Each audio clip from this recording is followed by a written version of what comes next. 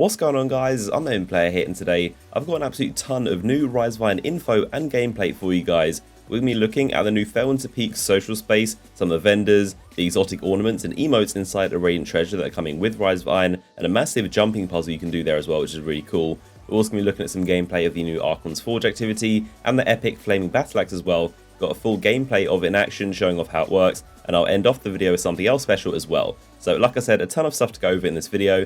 So here we have more Rise of Iron early gameplay I got to record when I was at Bungie Studios. Now there is a very special jumping puzzle in place, so this has got to be one of the coolest features I've ever seen in a social space, and Bungie did an amazing job on this. I'm really surprised at just how detailed it is. This jumping puzzle was absolutely massive. It goes on for such a long time, and every time you think you might nearly be at the top, it keeps on going. You basically got to climb the mountain, there are a bunch of ledges to jump on. It's just a very long jumping puzzle, and you'll be surprised to see just how much it goes on for. Again, this is just a social space, and I was completely shocked to see just how far up this actual jumping puzzle goes. So this actually isn't my footage. This is from another YouTuber called Archons Gaming, who's another Destiny YouTuber. Does awesome videos, and I'll link his video in the description if you want to check it out. But this is actually him jumping in the puzzle. So when we were at Bungie together, he was actually determined to actually solving the jumping puzzle, getting up there and seeing what's on top. And of course, there's actually a cool little reward up there waiting for you. So when I tried it myself, I actually managed to get around halfway, and I actually failed around here, actually slipped off the cliff. But it is a very difficult puzzle. The jumping is very difficult, especially in third person. You can't see exactly. It was kind of hard to tell the depth perception of where you're going to land and where your feet are going to be. It does take a good few minutes to get all the way up there, so I've sped up the footage and cut out some of the bits so you can just see the gist of how far he's going. As you can see, this is a massive climb, and once you get finally to the top, you can see there is a dormant Seaver cluster waiting for you. It is a really cool space up here, and I absolutely love this. I cannot get over just how cool this is. You can look down on the entire space, and funnily enough, you can actually see my character down there. I'm called Behind Your Back, and I'm actually doing something very interesting that you'll find out later what I was actually doing. But it's so crazy just how far up we are. I'm not sure if you can go further. It seems like maybe you could, and I'm sure there are some other routes as well which you can get to different spots. But this seems to be the main kind of plot of how high you go up based on the dormant Seaver cluster, and of course that is one of your many to collect. So that is a really awesome feature of the Felwinter Peak social space, and I can imagine when you're waiting for people to pick up their bounties and stuff, trying this jumping puzzle, and when you're with your friends as well, you're going to knock into each other and bump each other off. So it's going to be really interesting to see, and I think it's such a cool addition. And once again, a massive shout out to Archons Gaming for actually doing this jumping puzzle, and you should definitely check out his video in the description.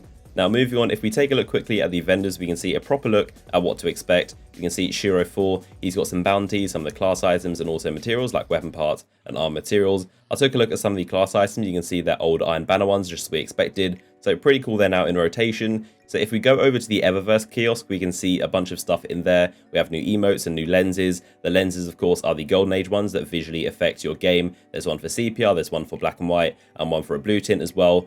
There's also a bunch of new emotes as well, which you can see going on in the background. There's also, of course, the Radiant Treasure. Now you can see a bunch of ornaments inside of these, one for each exotic, and these, of course, visually tweak the weapon. And there's, of course, Silver Dust as well as that. And there's a Fingerwag emote inside the Radiant Treasure, as well as ornaments for the Iron Lord gear, and also boosters as well as a possible item. Also note the ornaments for the Iron Lord gear isn't specific to armor sets, it's just general, so once you get one, you can plug it into any set, the helmet or the boot. Whereas the exotic ornaments, they're specific, so you need to get a Hawk Moon ornament if you want to plug it into the Hawk Moon, and it's specific to one of the two. So that's how they work, and that's what the ornaments look like. Now we also have Saladin, who is selling the normal Iron Banner emblems and shaders. Nothing interesting here.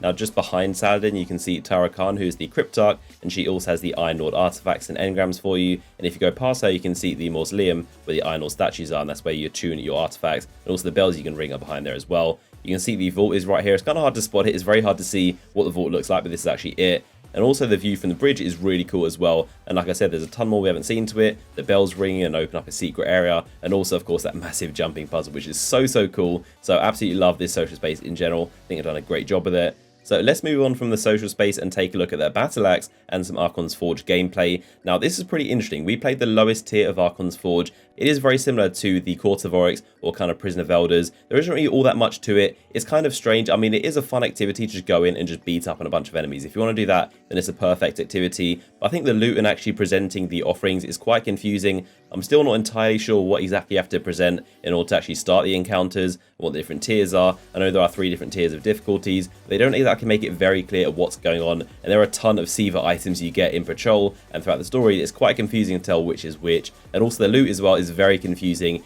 It's hard to tell if you get specific drops from bosses as engrams on the floor, if they're given to your screen, are the chests to open, or do you get the rewards from quests or vendors. If you just hop in, it's not very easy to tell what's going on, and it's also hard to tell who's getting the rewards. Is it the people that present the offerings? Is it the people in the fire team? Anyone else that joins as well? Where they drop exactly? It's just not very clear and concise about where they drop, but it appears to be just as engrams from the enemies. I believe that's how it is. Maybe the higher tiers drop differently as well. There are chests, but so far it appears to be just engrams that drop from the bosses as you kill them. The enemies themselves are pretty easy. As you can see, we're just running around with the battle axe, absolutely destroying the enemies. Like, this is just unfair. I felt bad for the enemies at some point because they were getting literally destroyed. They were getting murdered right here, and the bosses couldn't even see what they were because you killed them so quickly. There was like 9 of us, I think, in this one instance, and they got killed so quickly. Of course, this is the lowest tier. It's important to note this is the easiest level you can get, so this isn't really much to expect from it. But of course, there are harder difficulties available as well, but I don't expect them to be too hard. This should be a good way of getting loot, but it's cool room to just beat up on enemies and just get some quick loot, and I think it will be a very good way to raise your light level. But I wouldn't say I'm disappointed with this. I think it's exactly what I expected, to be honest. Pretty much just a room to beat up on enemies and get some quick loot, and it's very similar to Court of Oryx and a little bit of Prison of Elders. But there we go, that is Archons Forge and the new battle axe, which is really awesome to use. You can see once you get below a certain amount of ammo, the weapon does less damage, and the flames go out on top of the weapons. You can tell if you're doing less damage. You need to, of course, do the normal attacks to build up the ammo and get over a certain point. And of course, you can also do the massive ground slams from the air, and they'll also set the floor on fire in front of you. So it's a really cool relic. I definitely love that. So there is Archons Forge.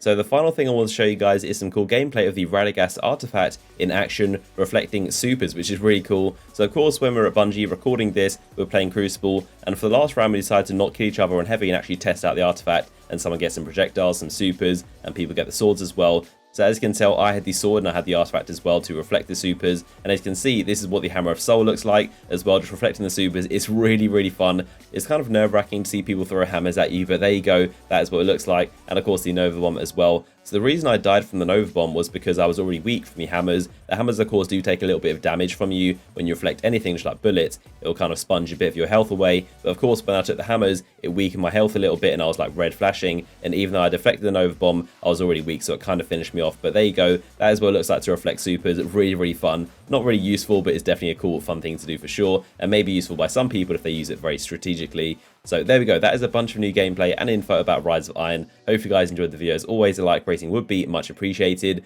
Of course, got a ton more Rise of Iron videos on the way. I have another one going up very shortly. So stay tuned for more videos, and I'll see you guys in the next one.